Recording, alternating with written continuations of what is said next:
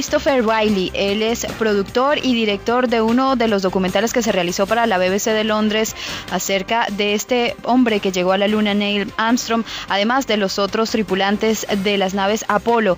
Andrés, por favor, salude al señor Riley y, por supuesto, pregúntele qué es lo que más recuerda cuando realizó este documental de Neil Armstrong. Mr. Riley, hello, good morning. Pleasure to have you here on our show today. How are you? Yes, I'm good, thank you. What do you remember the most about Neil Armstrong when you had the chance to meet him, to talk with him, to do this documentary, to interview him? What do you remember the most about Neil Armstrong, the man? Well, when we were making In the Shadow of the Moon a few years ago now, Neil was very supportive of the project. We were in regular contact with him. It was something he was keen that we did to promote the memory of the Apollo program in general. And what we got to do with him was to get all of his colleagues really to talk about him, because, you know, you learn more about a man when you ask other people what they think about him than what he thinks of himself. He's a very modest individual, and he would never really want to talk about himself anyway. And his colleagues were all, as you would expect, very complimentary. He was revered amongst his generation of great pilots. Everyone who flew to the moon was a very accomplished pilot, but he was the elite amongst the elites. Bueno, él pues recuerda haber trabajado con Neil Armstrong en la producción de este documental para la BBC. Dice que él estaba muy entusiasmado con el proyecto y de verdad quería que se contara la historia de las misiones Apolo. Lo que ellos hicieron fue, pues obviamente tener mucho contacto con él, hablar con él, pero también pusieron a sus colegas a hablar de él. Dice que a veces se conoce más de una persona preguntándole a los demás que preguntándole a la persona misma. Era un hombre muy modesto, no le gustaba alardear sobre lo que había hecho, le gustaba más bien hablar poco de sí mismo. Un hombre que era absolutamente reverenciado por sus colegas, por los demás astronautas, dentro de los pilotos de la NASA y dentro del grupo de astronautas que trabajaron con él. Era lo mejor de lo mejor, una persona que todos reconocían como el mejor en su momento, absolutamente alabado y reverenciado por todos, y él, sin embargo, era una persona muy modesta que poco le gustaba hablar de eso. Andrés, en ese documental él pudo darse cuenta, y sus otros compañeros, si era verdad ese mito de que todos estos astronautas habían quedado trastornados y que no les gustaba la fama que habían adquirido después de este viaje. Christopher, many things have been said about what happened in the aftermath of this man going to the moon. I mean that many of them actually, did not enjoy the fame that came afterwards with being those who went to the moon, and that sort of that their head was messed up by everything that happened afterwards. Could you perceive that in talking to Mr. Armstrong?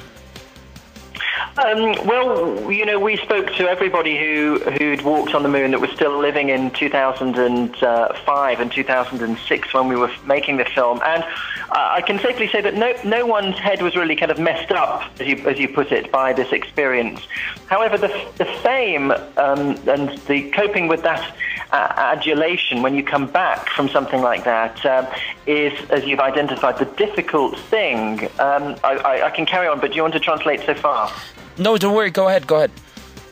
So what I would say is that the difficulty, particularly for Armstrong, being the very first human being in the history of life on Earth to have set a foot on the surface of the moon, was that he was the first, and everybody in history is interested in the first. And so when he came back, every single person on Earth wanted a piece of him. So, for example, when he left NASA just a year or so after his flight, and he went into a full-time job in academia, he would spend the first 3 or 4 hours every day just signing autographs. And he got so tired of that after about 5 years that he started to, pull back from that kind of public exposure.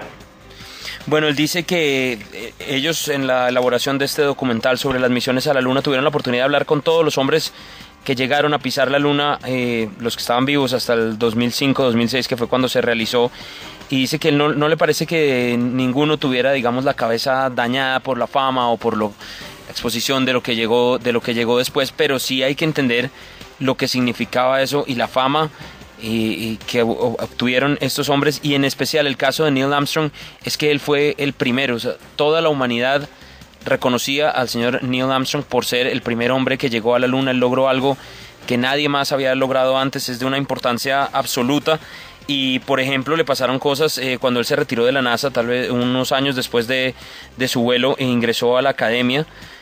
Fue profesor, digamos, y él se pasaba las primeras horas del día, las 3 o 4 primeras horas del día, firmando autógrafos, porque obviamente todo el mundo quería algo de él o quería una foto con él, y con el tiempo pues él se fue cansando de esto y comenzó a tener una vida mucho más retirada de los escenarios públicos. Esa exposición que tenía antes hacía lo máximo por evitarla y por exponerse tanto al público, porque se aburrió un poco de eso que pasaba y pues que era inevitable siendo quien era él.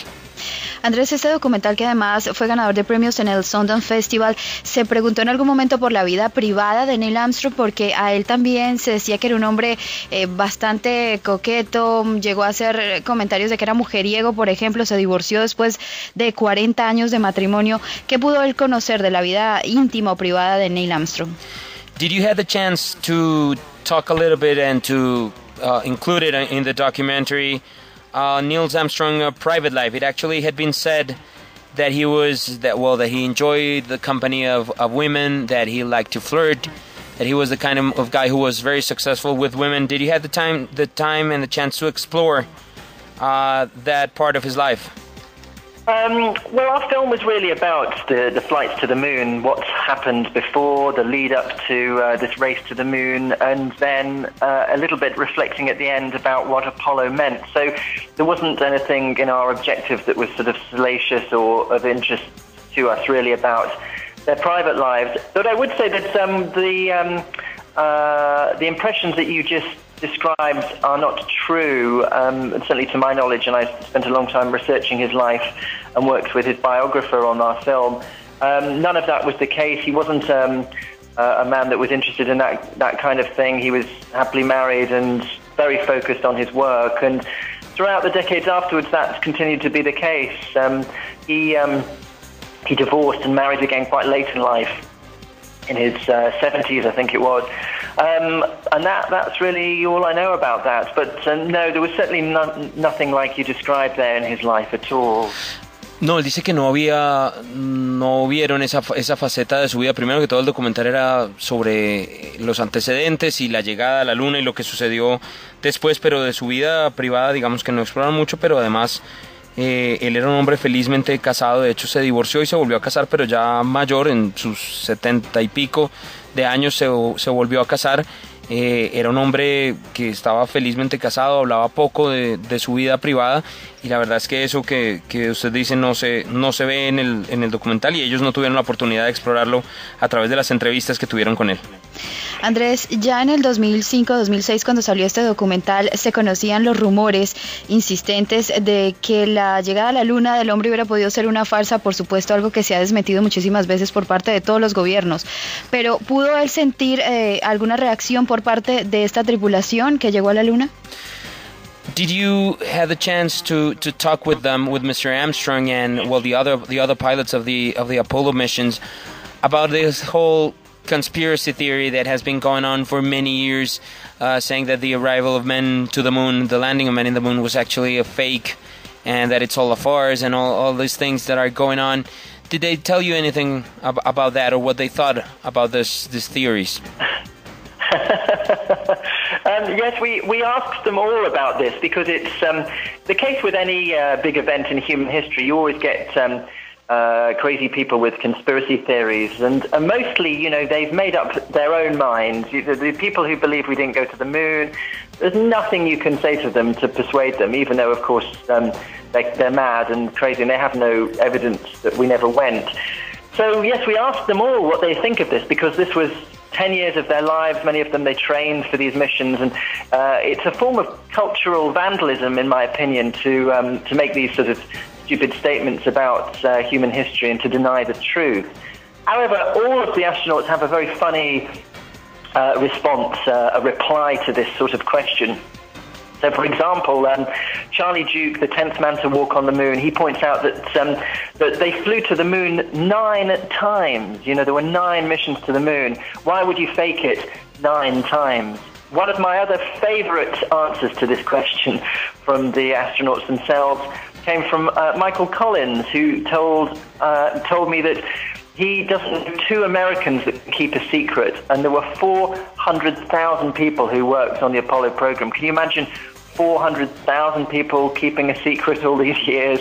So it's very funny to talk to them about these things, and of course it's a big joke to them, but there's also a dark side to this kind of level of stupidity. Mr. Riley, thank you very much for your time and for sharing this information here with the listeners. Have a nice day. Thank you for your interest. Bye-bye. Bye-bye. Bueno, él dice que por supuesto que les preguntaron sobre eso porque siempre se ha conocido de las teorías de conspiración y las teorías de que el hombre nunca llegó a la luna. Es el que le parece un poco de vandalismo cultural que se hace en este caso. Obviamente los astronautas de la misión Apolo jamás han creído en estas teorías y pues las niegan completamente habiendo estado ellos ahí. Algunas respuestas le llamaron a él la atención. Por ejemplo, Charlie Duke, uno de los astronautas que estuvo, dijo, se enviaron 9 misiones a la Luna o sea, ¿por qué habría alguien de fingirlos 9 veces? Nadie haría eso. Si fuera a ser mentira, pues lo habrían hecho una sola vez, pero no 9.